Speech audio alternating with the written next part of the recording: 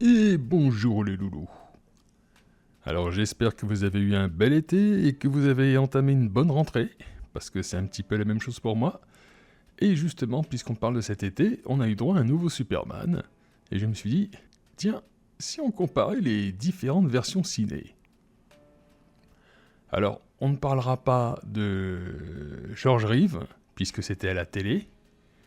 Oui, on n'a pas connu en France, mais il y avait des séries télé.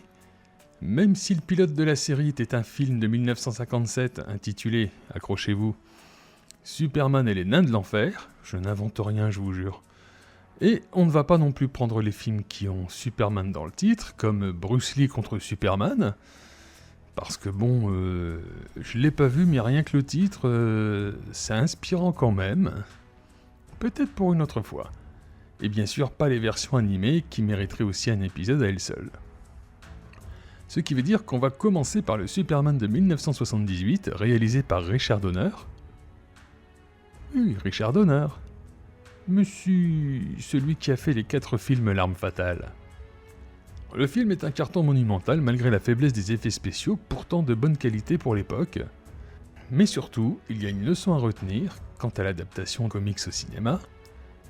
Il faut qu'au premier coup d'œil, on reconnaisse le super-héros, sans aucun doute possible. Et le coup de génie tient dans le cast de Superman. Christopher Reeves est tout simplement impeccable. Il manque un peu de masse musculaire, mais il a quand même une allure sportive et surtout son visage est juste parfait. Et en plus d'être bon comédien, il a aussi un gros charisme, ce qui fait que effectivement ça fonctionne et que quand on le voit, même si les effets spéciaux sont dégueulasses, on se dise « Ok, je suis prêt à croire que ce gars est Superman ». Il y aura un second volet, pas mauvais, en tout cas qui se recentre sur Krypton, Zod et ces choses-là. Un troisième, un peu... beaucoup en fait, naze. Simplement parce qu'on avait teasé Brainiac à l'époque, et que c'est finalement devenu un gentil informaticien surdoué qui se rend pas compte qu'il fait le mal, interprété par Richard Pryor. Alors Richard Pryor, c'est un grand professionnel du stand-up aux États-Unis, donc c'est quelqu'un de drôle. Il prenait beaucoup trop de temps d'écran par rapport à Superman, et ça n'a pas fonctionné. Et puis, il y aura le quatrième, qui atterrira dans les mains de la Canon, et ceux qui ont vu la vidéo sur Chuck Norris comprendront pourquoi c'est la pire chose à faire, et ce fut le pire film. Ensuite, Christopher Reeve deviendra malheureusement tétraplégique à la suite d'un accident d'équitation. Et c'est sans doute la raison pour laquelle personne ne voudra reprendre le flambeau directement à sa suite. Respect et échecs commerciaux seront dissuasifs. Alors on ne touche plus au film pendant presque 20 ans, jusqu'à ce que Bryan Singer, Usual Suspect, X-Men, y revienne en 2006. Le cinéma a achevé sa révolution numérique et tout devient possible à l'écran. Le film est bon sur certains points, comme le fait qu'on évite l'origin story, mais il manque quelque chose. Malgré un bon jeu d'acteur, Brandon Routh peine à convaincre qu'il est Superman et ne parvient pas à faire oublier Christopher Reeves. Personnellement, ayant vu ce film en salle, je me suis dit pendant la projection que je trouvais que James Marsden, présent dans le film, et futur Cyclope chez X-Men, aurait fait un meilleur Superman. Bref, c'était pas mal, c'était pas mauvais, mais c'était pas fou. Le film est un peu trop sage, et semble moins spectaculaire qu'un Matrix ou un Seigneur des Anneaux. Dans l'ensemble, le film est correct, juste trop sage, et les studios ne donneront pas suite. Cependant, 2 ans plus tard, un film va tout remettre en question. Iron Man. Un pari fou de Marvel, l'éditeur de comics concurrent de DC, donc de Superman, qui obtient un succès retentissant. Et très vite, Iron Man 2 en 2010, puis Thor et Captain America en 2011 vont lancer ce que nous appelons aujourd'hui le MCU avec Avengers en 2012. Et là, ça casse la baraque. Le principe d'univers commun à tous les super-héros et de rencontre entre héros est un grand classique dans les comics, et on le porte au cinéma avec succès. Chez Warner, on comprend qu'on est en train de rater un gros paquet de pognon. Alors on lance Man of Steel, le nouveau Superman, et à titre personnel, je trouve qu'ils ont bien fait les choses. Alors certes, c'est une origin story, Mais 2 arguments viennent annoncer que ce sera un succès. La réalisation est confiée à Zack Snyder, un réalisateur fan de comics, avec un sens très fort de l'esthétique. Certains aiment, d'autres pas, mais ça garantit une iconisation de Superman toujours montré comme une sorte de dieu en termes de puissance et de principes moraux. C'est ce qui le rend chiant, mais c'est son ADN.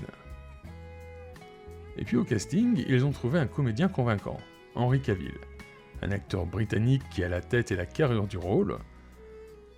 On retrouve ce truc de Christopher Reeves, le gars est totalement crédible dans le rôle de Superman, et le film cartonnera, posant dans un premier temps les bases d'un DCU.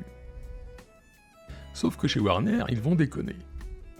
Trop pressés d'avancer, ils vont supprimer un film Batman pour le mélanger à Superman 2, ce qui donnera Batman vs Superman, qui fonctionnera, mais introduira trop tôt une Wonder Woman dont le film solo n'était pas terminé. Ils enchaînent sur le Avengers de DC Justice League. Zack Snyder arrête le tournage pour des raisons personnelles, sa fille a mis fin à ses jours, il a besoin de temps, et on confie la suite du tournage à Joss Whedon, Buffy et Avengers, qui réécrit le scénario, rajoute des vannes, retourne une partie du film pour nous donner cette grosse merde qu'est Justice League. C'est moche, incohérent, bardé de vannes pas drôles, les fans sont outrés, c'est le pire film de super-héros et la fin du DCU. 4 ans plus tard, Zack Snyder sortira sa version complète de Justice League avec le soutien des acteurs et livrera une version de 4 heures qui est le meilleur film de super-héros dans lequel tout a un sens. Alors c'est long, oui c'est vrai, mais ça mérite. Donc plus de DCU, enfin pour l'instant. Et donc plus de films Superman. Et puis il y a James Gunn qui accepte de refonder un nouveau DCU. James Gunn, c'est les Gardiens de la Galaxie, mais aussi Suicide Squad. Alors avant d'aller plus loin, il est utile de reposer les bases. Que représente Superman, au premier degré ? Superman se raconte tout seul rien que sur son uniforme. C'est un personnage créé en 1933 et il a les bottes, le blason, la cape. Qui d'autre a cet équipement ? Le chevalier.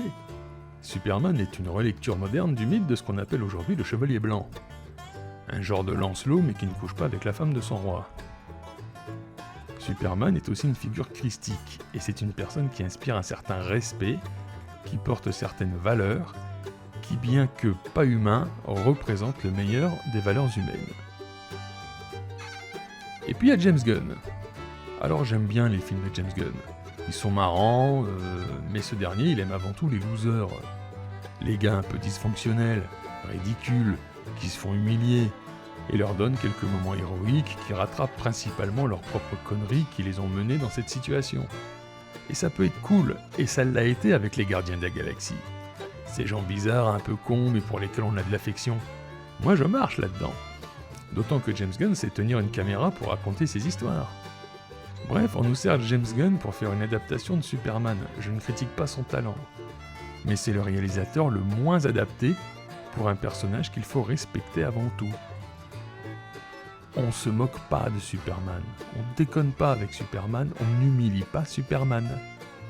Et donc Superman de James Gunn, James Gunn fait du James Gunn, et c'est normal, c'est James Gunn.